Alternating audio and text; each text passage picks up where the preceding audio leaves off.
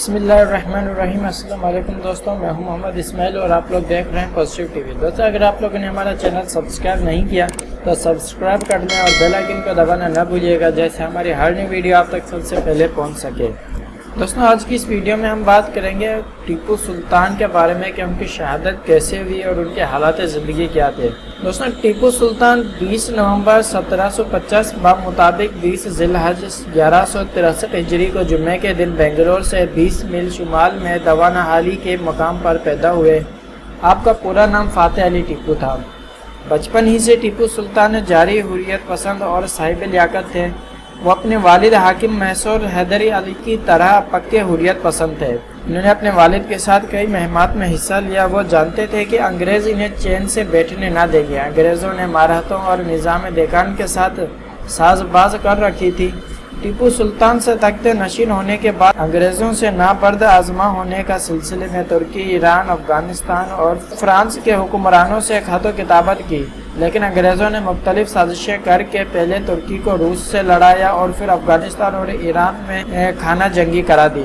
دوسری طرف ہندوستان میں انگریزوں ٹیپو سلطان سے مقابلے کے لیے آگے بڑھے۔ سلطنت میسور کے دارالحکومت سرنگاپاتم کا محاصرہ ہوا۔ آخرکار ٹیپو سلطان کو صلح کرنی پڑی۔ آدھی سلطنت انگریزوں کے حوالے کی اور 3 کروڑ 30 لاکھ تاوان ادا کیا۔ برٹش حکومت نے لارڈ ویلسلی کو بر صغیر کا مفتوحہ علاقے کے نگراں بنا کر بھیجا، جس نے عہد معاونت متعارف کروایا۔ لارڈ ویلسلی دراصل عہد و معاونت کا مجاہد نہیں تھا، لیکن اس نے بڑی تعداد میں ہندوستان کی ریاستیں حکمرانوں کے ساتھ اس قسم کے معاہدے کیے جن سے کمپنی کی سلطنت کو فائدہ پہنچا۔ تاہم ٹیپو سلطان نے انگریزوں کو پیش کر دیا عہد معاونت کا قبول کرنے سے انکار کر دیا۔ انگریز افواج بمبئی اور مدارس سے میسور کی طرف بڑھے۔ ایک مرتبہ پھر سرنگی پاتم کا محاصرہ ہوا۔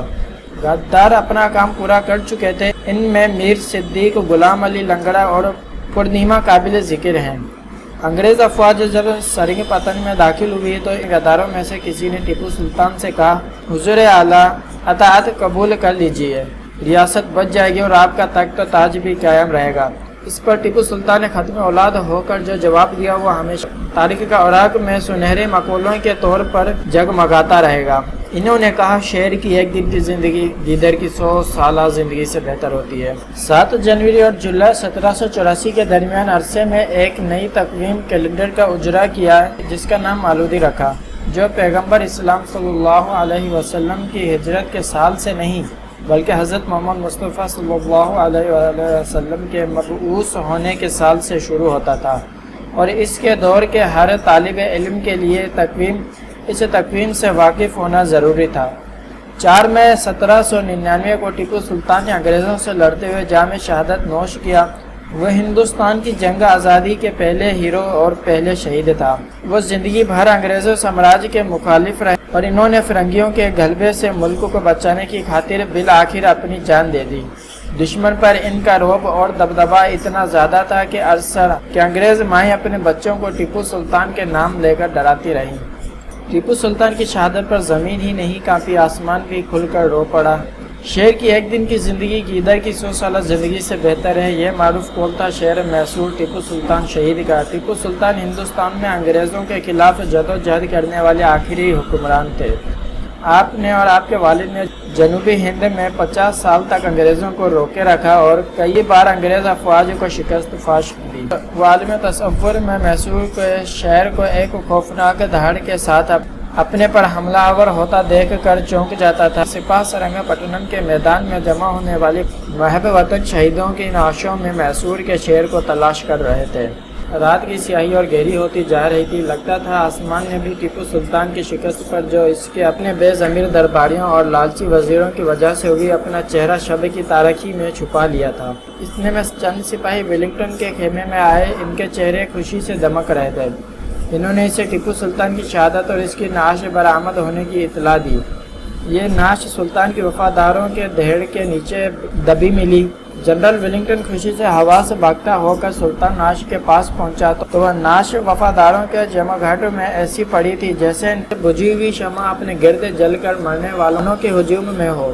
جنرل نے سلطان کے ہاتھ میں اس کی دبی ہوئی تلوار سے پہچان کر اس کی شناخت کی۔ یہ تلوار آخر وقت تک ٹیپو سلطان کے فولادی پنجے سے چھڑائی نہ جا سکی۔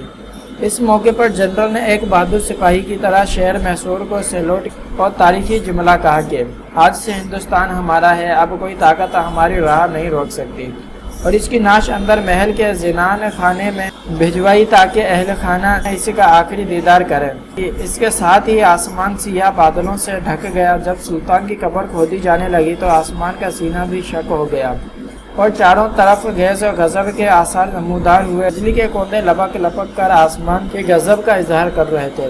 اس وقت غلام علی لنگڑا، میر صادق اور دیوان پورنیا جیسے غداران وطن خوف اور دہشت دل میں چھپائے سلطان کی موت کی خوشی میں انگریز افسروں کے ساتھ فتح کے جام لڑا رہے تھے، اور ان کے چہروں پر غداری کی سیاہی پھٹکار بن کر برس رہی تھی۔ جو ہی قبر مکمل ہوئی، لہد بن گئی تو آسمان پھٹ پڑا اور سلطان میسور کی شہادت کے غم میں برسات کی شکل میں آنسو کا سمندر بہہ پڑا۔ قبر پر شامیانہ تانا گیا۔ محل سے لے کر قبر تک جنرل ویلنگٹن کے حکم پر سلطان میسور کا جنازہ پورے فوجی اعزاز کے ساتھ لایا گیا۔ فوجیوں کے دوریوں کی قطار نے کھڑے ہو کر ہندوستان کے آخری عظیم محب وطن بہادر جنرل اور سپورٹ کے جنازے کو سلامی دی۔ میسور کے گلی کوچوں سے نالا وحشیوں بلند ہو رہا تھا۔ ہر مذہب کے ماننے والوں لاکھوں شہری اپنے عظیم مہربان سلطنت کے لیے ماتم کر رہے تھے، اور آسمان بھی ان کے غم میں رو رہا تھا۔ جنرل ویلنگٹن کے سپاہی نے آخری سلامی کے راؤنڈ فائر کیے اور میسور کے سرزمین میں اپنے ایک عظیم سعادت مند اور محب وطن فرزند کو اپنی آغوش میں ایک مادر مہربان کی طرح سمیٹ لیا۔ اس موقع پر سلطان کے معصوم چہرے پر ایک آبدی فاتحانہ مسکراہٹ نور بن کر چمک رہی تھی۔ آج بھی ہندوستان کے ہزاروں باسی روزانہ اس عظیم مجاہد کی قبر پر ملت کے تفریق پر حاضر ہوتے ہیں۔ دوستو، یہ تھی ہماری آج کی ویڈیو، جس میں ہم نے شہید ٹیپو سلطان کے بارے میں آپ لوگوں کو بتایا کہ ان کی شہادت کس طرح ہوئی۔ یہ سب تو ایک چھوٹی سی جنرل باتیں تھیں۔ اگر آپ مزید معلومات جاننا چاہتے ہیں تو ہمیں کمنٹ باکس میں ضرور بتائیں۔ تو دوستو، ملتے ہیں ہماری اگلی ویڈیو میں، تب تک کے لیے اپنا خیال رکھیں۔ اللہ حافظ۔